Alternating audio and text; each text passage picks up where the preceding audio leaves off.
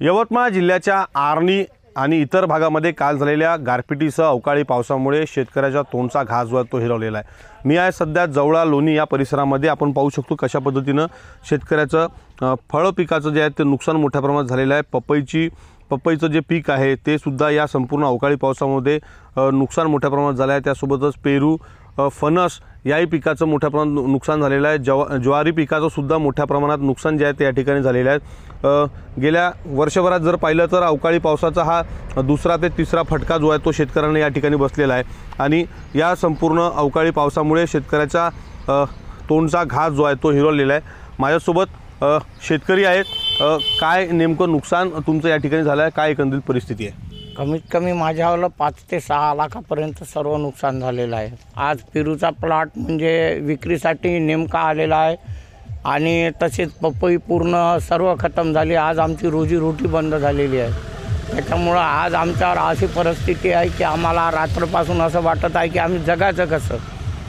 त्यामुळे आता कसं आहे की बा काही नेत्याचं म्हणणं आहे असं की बा विदर्भातले शेतकरी आळशी आहेत। महत्त्वाचं म्हणजे आज आम्ही रात्रंदिवस इथं मेहनत करत आहोत। मेहनत करून आज आम्ही आमची बाग म्हणजे अशी फुलवली होती आणि मध्ये कधी जर इतर शेती करायचं म्हटलं तर वरून शासन भाव देत नाही आणि फळ पिकामागे वळालो तर आज निसर्ग साथ देत नाही। अशा परिस्थितीने आम्ही शेतकऱ्यांनी काय करायचं आणि शासनापुढे जर मदत जर मागितली तर शासन फक्त शेतकऱ्यापुढे कोंबडीच्या दाण्यासारखे फेकून देतात आणि कंपन्यावाले आणि उद्योजक यायला कोटीनं मदत देतात आणि आम्हाला 10,000 15,000 फेकतात। आज लाखो रुपयाचं नुकसान आहे। जर शेतकरी तुटला तर शेतकऱ्याचा मुलगा कशा पद्धतीने शेती करल हे शासनाने पहिले सांगून द्यायचं आम्हाला की बा आम्ही कशा पद्धतीने करायचं। रात्रीपासून आमच्या डोळ्यातला पाण्याचा थेंब नाही खंडून राहिला। आम्ही रात्रंदिवस मेहनत करतो, हे असे पूर्ण कुठं इंचभर जागा दिसत नाही तुम्हाला पडीत। निश्चित पाहिलं तर प्रतिक्रिया जी आहेत ते शेतकऱ्यांच्या आहेत। मोठं दुःख या शेतकऱ्यांना या भागातील आहे। नुकसानीचा पंचनामा लवकर व्हावा आणि शेतकऱ्यांना मदत मिळावी हीच अपेक्षा या शेतकऱ्यांची आहे।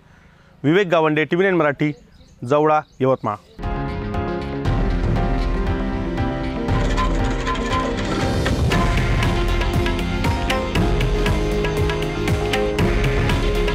हे आहे देशातील नंबर 1 न्यूज नेटवर्क आणि आपण पाहत आहात TV9 मराठी। काळजी तुमची, हित महाराष्ट्राचं।